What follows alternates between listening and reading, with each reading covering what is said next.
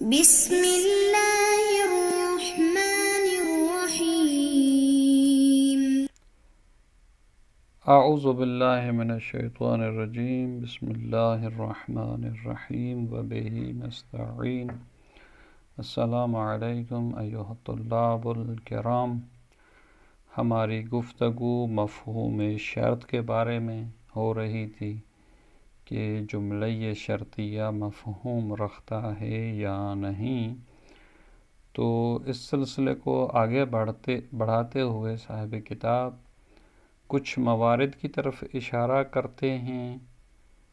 جن میں سے جو ہے وہ وقف ہے، نظر ہے اور یمین اور قسم۔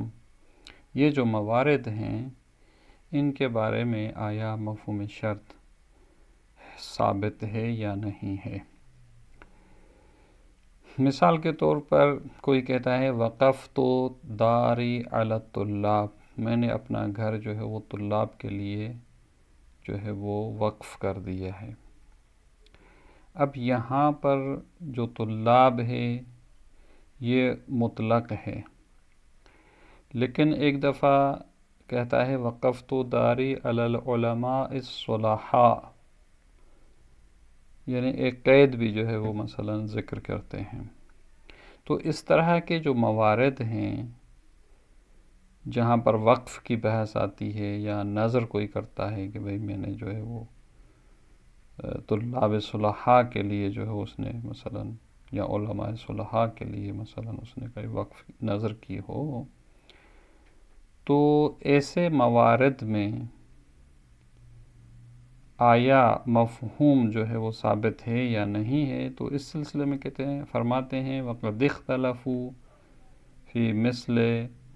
صِيَغِ الْأَوْقَافِ وَالنُّذُورِ وَالْأَيْمَانِ وَنَحْوِهَا اذا كانت مشروطة او موصوفة، یعنی یہ وقف، نظر اور قسم اٹھانا یا اس طرح کے جو موارد ہیں اگر وہ مشروط استعمال ہوں یا صفت کے ساتھ استعمال ہوں تو آیا یہاں مفہوم ہوگا یا نہیں ہوگا۔ جس طرح وقفت داری علی العلماء الصلحاء، یہ جو ہے وہ موصوف اور صفت ہے، او ان کانوا صلحاء یہ جملہ شرطیہ ہے۔ تو اس کے بارے میں مختلف اقوال ہیں۔ فقد قیل ان لا مفہوم لہا، ایک نظریہ یہ ہے کہ اگر وقف اور نظر یہ جملہ شرطیہ اور موصوف جملہ وصفیہ میں ذکر ہو تو اس کا کوئی مفہوم نہیں بنے گا۔ انہوں نے جو دلیل دی ہے بحجت ان قضیت المفہوم هو انتفاع الحکم عند انتفاع شرطه اما يمكن ثبوته له، والموضوع هنا هو الدار مثلا لا يمكن بعد وقفها على العلماء الصلحاء وقفها على غيرهم۔ انہوں نے جو دلیل دی ہے وہ یہ کہتے ہیں کہ دیکھیں مفہوم یا جو ہم نے مفہوم کہا تھا اس کی معنی یہ تھی کہ حکم منتفی ہو جائے گا جب شرط منتفی ہو جائے، لہذا یہ حکم منتفی ہوگا ایک ایسے امور سے جن کے لیے ممکن تھا یہ حکم ثابت ہو۔ اب مثال جو یہاں دی تھی وقفت داری علی العلماء، یہاں موضوع جو ہے وہ دار ہے، یعنی میں نے اپنا گھر جو ہے وہ وقف کر دیا۔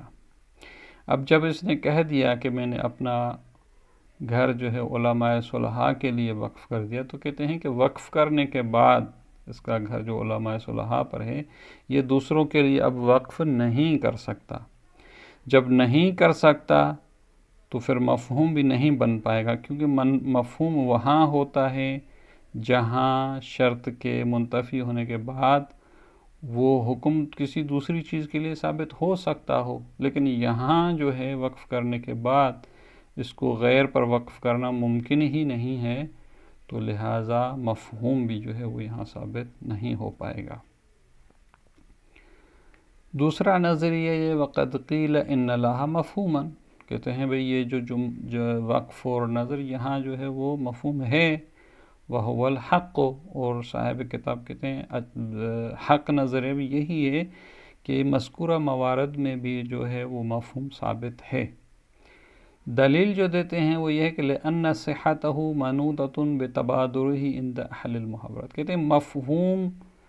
کا صحیح ہونا یہ موقوف تھا کہ بھئی یہ خود مفہوم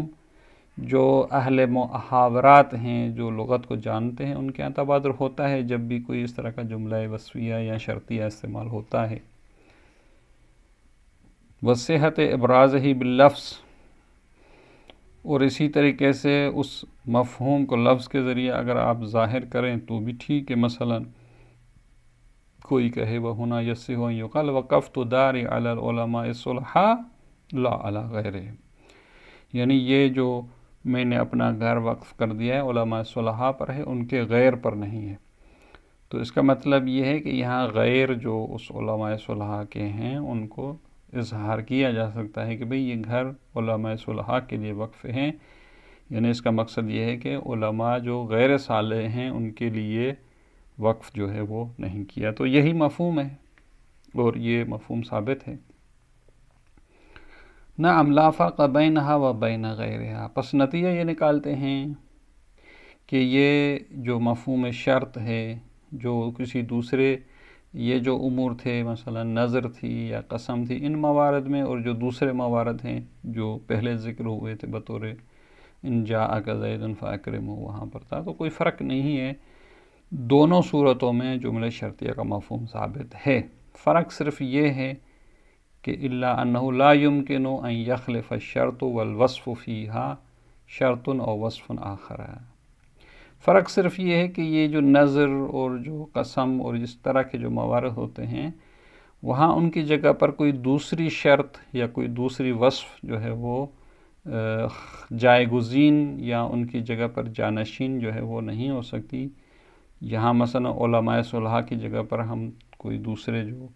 علماء ہیں ان کو مثلا بطور شرط ذکر نہیں کر سکتے، باقی مفہوم رکھنے میں وہ ایک ہی ہیں۔ کیوں جو ہے وہ دوسری شرط نہیں ہو سکتی؟ کہتے ہیں ان صیغۃ اذا جرت لا یمکن تبدیلها، کہتے ہیں کیونکہ یہ نظر اور قسم میں جب صیغہ جاری ہوتا ہے، مثلا اس نے کہہ دیا وقفت داری علی العلماء الصلحاء، تو یہ وقف ہو گیا، اب اس کو تبدیل کرنا اس کے لیے ممکن نہیں ہے، تو لہذا کوئی دوسری شرط اس کی جگہ پر نہیں آ سکتی۔ اور یہی صورتحال جو ہے وہ وَهَذَا جَارٍ فِي النُّذُورِ وَغَيْرِهَا أَيْضًا، وقف کے علاوہ نظر میں بھی یہی بات جاری ہے، یعنی وہ بھی جو ہے وہ مفہوم رکھتا ہے، اور نظر کے علاوہ یمین جو تھی وہاں پر بھی اسی طرح ہے۔ مثال دیتے ہیں فَإِذَا قَالَ النَّاظِرُ مثلا، کوئی مثلا نظر کرنے والا کہتا ہے للہ علی کذا ان اوفا ولدی، اگر میرا بچہ جو ہے وہ ٹھیک ہو جائے تو میں یہ کام کروں گا، نظر کی اس نے مثلا کوئی خیرات کروں گا جو بھی۔ فقد تم نظرہ علی ھذا شرط المعین، یہ جو ان اوفا جو جملہ شرطیہ اس نے ذکر کیا ہے تو کہتے ہیں اس کی نظر جو ہے وہ درست ہے، وجرت الصیغۃ علیہ، اور اس نے یہ جو کہہ دیا ہے لفظ صیغہ جو ہے اس پہ جاری ہو گیا ہے، تو یہ ٹھیک ہے، اس کا مفہوم بھی اپنی جگہ پر درست ہے۔ اب اسی طرح ولا یمکن ان یخلف الشرط المذکور شرط آخر فی ھذا النظر، فرق یہ ہے کہ اب جو اس نے کہا ہے ان اوفا ولدی، یعنی اگر میرا فرزند ٹھیک ہو گیا تو مجھ پر یہ ہے، تو اب اس کی جگہ پر کوئی دوسری شرط جو ہے جانشین نہیں ہو سکتی۔ فی ھذا النظر، یہ جو اس نے نظر، اسی نظر میں جو ہے اس کی جگہ پر دوسری کوئی شرط جو ہے وہ جائے گزین نہیں ہو سکتی۔ بے ان یقول بعد فصل قصیر، کچھ فاصلے کے بعد کہے، یا اس طرح کہے ان تبدل مرض ولدی بغیرہ من الامراض السہلہ، مثلا وہ یہ کہے کہ بھئی جو آسان بیماریاں ہیں ان میں سے کسی ایک کے ذریعے مثلا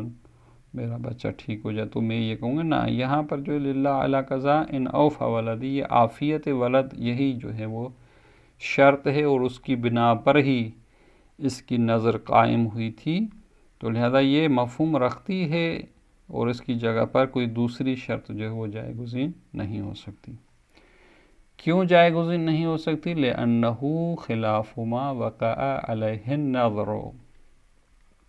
کیونکہ جس پر اس نے نظر کی تھی وہ عافیت ولد تھی،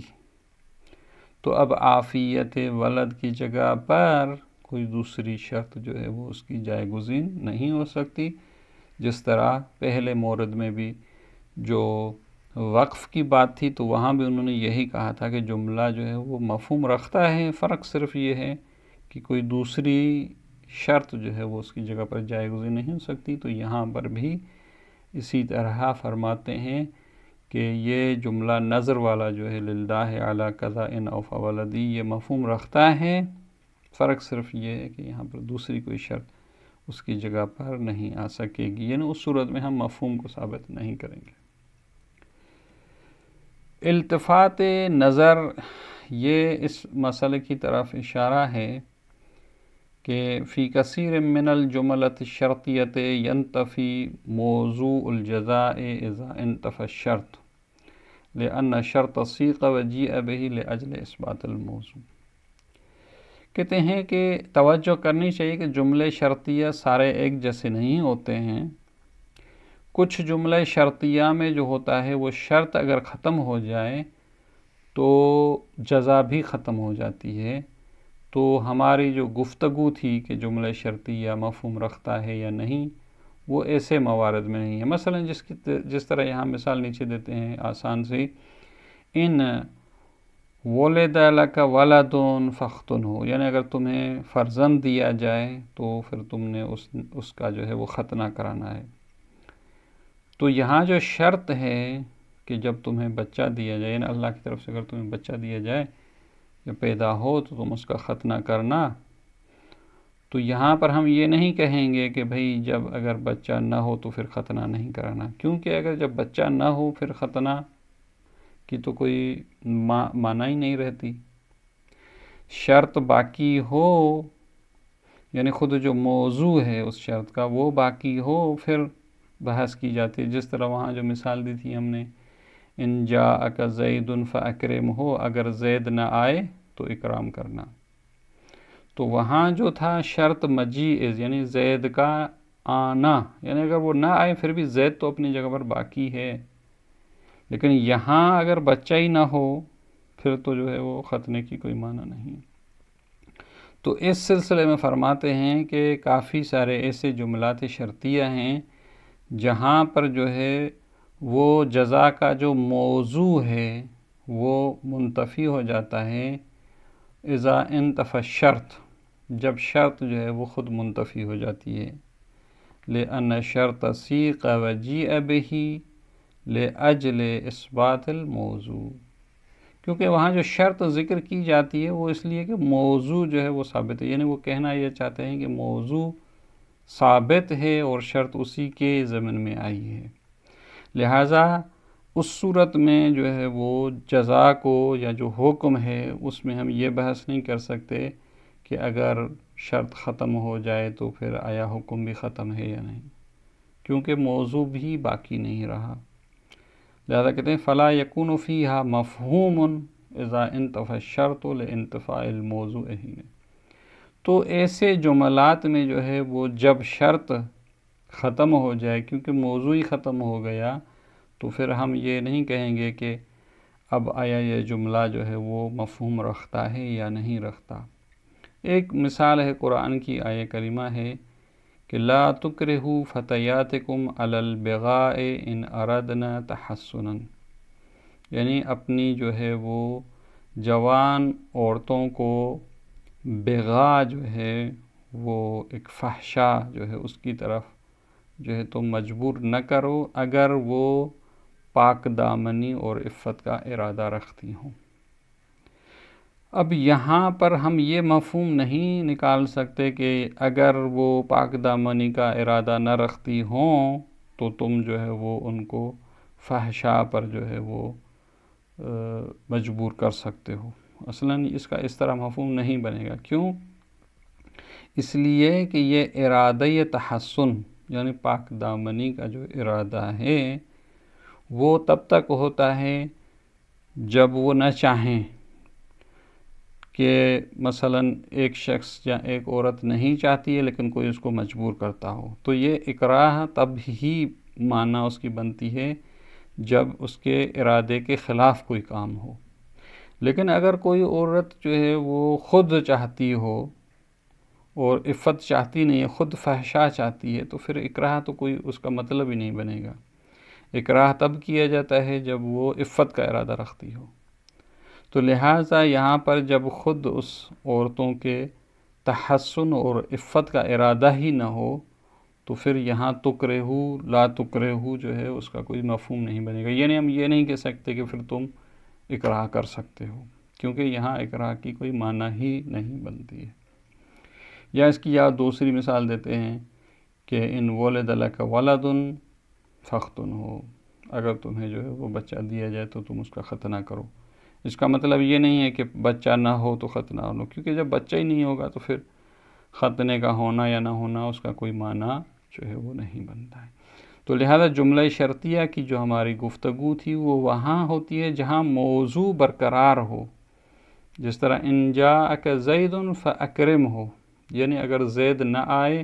تو اکرام کرنا، اگر زید نہ آئے تو پھر زید تو باقی ہے جو موضوع ہے، شرط ختم ہو گئی ہے، تو پھر بحث ہوتی ہے کہ یہ اکرام جو ہے اس کے لیے ہے یا نہیں ہے۔ اور اس کے بعد ایک جو اس مسئلے میں آخری گفتگو ہے وہ یہ ہے کہ وَرُبَّمَا اُسْتُعْمِلَ الشَّرْطُ أَيْضًا فِي الْمُقْتَضِي دُونَ الْعِلَّةِ، جتنی بھی پہلی مثالیں تھیں وہاں پر شرط جو تھی وہ علت کے بے منزلہ تھی اور علت تھی حکم کے لیے، لیکن کچھ ایسے موارد ہیں جہاں پر یہ شرط جو ہے وہ فقط مقتضی ہوتی ہے، یعنی اس میں یہ صلاحیت ہوتی ہے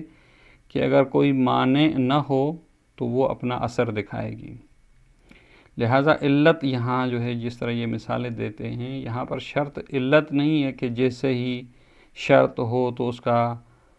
جو مشروط ہے جو حکم ہے وہ بھی آ جائے۔ مثل کثیر من الاخبار الواردۃ فی ذکر المستحبات المترتبۃ علیہا الآثار، جس طرح کہتے ہیں بہت سارے روایات ہیں جن میں کچھ ایسے اعمال ہیں جو مستحب ہیں ان کو ذکر کیا گیا ہے اور ان پر جو نتائج ہیں وہ بھی ذکر کیے گئے ہیں۔ مثلا ان زرت الحسین علیہ السلام غفر اللہ لک، یعنی اگر تم امام حسین کی زیارت کرو گے تو اللہ تمہارے گناہوں کو معاف کرے گا۔ یا وَإِن صُمْتَ تَطَوُّعًا غَفَرَ اللَّهُ لَكَ، یا اگر تم اطاعت کے طور پر اور تطوعاً جو ہے روزہ رکھو گے تو اللہ تمہارے گناہ معاف کرے گا، وہ امثال ہوا اس طرح دوسری جو ہے وہ عبادات جو ہیں۔ اب یہاں پر یہ زیارت حسین جو ہے وہ مقتضی ہے، یعنی علت نہیں ہے، یعنی علت سے مراد یہ نہیں ہے کہ یہ تم کرو گے تو جو ہے وہ خدا جو ہے وہ تمہارے سب گناہ معاف کر دے، یہ اس صورت میں ہے کہ جب معنی بھی نہ ہو، جس کی یہاں مثال دیتے ہیں فی حین انہ جاء فی الاخبار ایضاً، اور دوسری روایات میں اس طرح ہے کہ ان ترک الصلاۃ ومنع الزکوٰۃ یمنعان من غفران الذنوب۔ اب دوسری طرف سے ایک روایات ہے کہ جو نماز نہ پڑھے گا، جو زکوٰۃ نہیں دے گا، خدا اس کے گناہوں کو معاف نہیں کرے گا۔ تو یہاں کہہ رہے ہیں کہ امام حسین کی زیارت گناہوں کو بخش دے گی، تو اس کا مطلب یہ ہے کہ اس میں یہ مقتضی ہے، یہ گناہ آپ کے تب معاف ہوں گے جب آپ نماز بھی پڑھیں گے اور زکوٰۃ بھی دیں گے، پھر زیارت بھی کریں گے، تو پھر اس صورت میں آپ کے گناہ معاف ہوں گے۔ فمقتضى الجمع بین الطائفتین، یعنی یہ جو دو روایات کے جو دو اقسام ہیں ان میں جمع یہی ہے کہ ان تحمل الاولی علی المقتضی، یعنی یہ جو روایات ہیں یہ روایات مقتضی، یعنی ان میں یہ صلاحیت ہے کہ آپ ان کے ساتھ ساتھ اگر ان کو بھی انجام دیں گے تو یہ اپنا اثر دکھائیں گے۔ دون علت التامہ، یہ جو اخبار ہیں یہاں پر شرط جو ہے وہ علت تامہ جو ہے وہ نہیں ہے۔ والظاہر انہ یکون مجازا لتبادر العلیت التامۃ من الشرط، اور یہ جو شرط کا مقتضی میں استعمال ہے وہ استعمال مجاز ہے، یعنی اصل یہ ہے کہ شرط جو ہوتی ہے وہ علت تامہ ہوتی ہے، تبادر یہی ہوتا ہے، اگر کہیں بھی جو ہے وہ مقتضی ہو تو وہ مجازن ہوتا ہے۔ وقد یستعمل فی غیر ذلک اذن، اور اسی طرح شرط جو ہے دوسرے موارد میں بھی استعمال ہوتی ہے، اور اس کے علاوہ جو ہے یہ بحث یہاں ختم ہوتی ہے. انشاءاللہ اگلے اسباق میں دوسری بحث شروع ہوگی. والسلام علیکم ورحمۃ اللہ وبرکاتہ.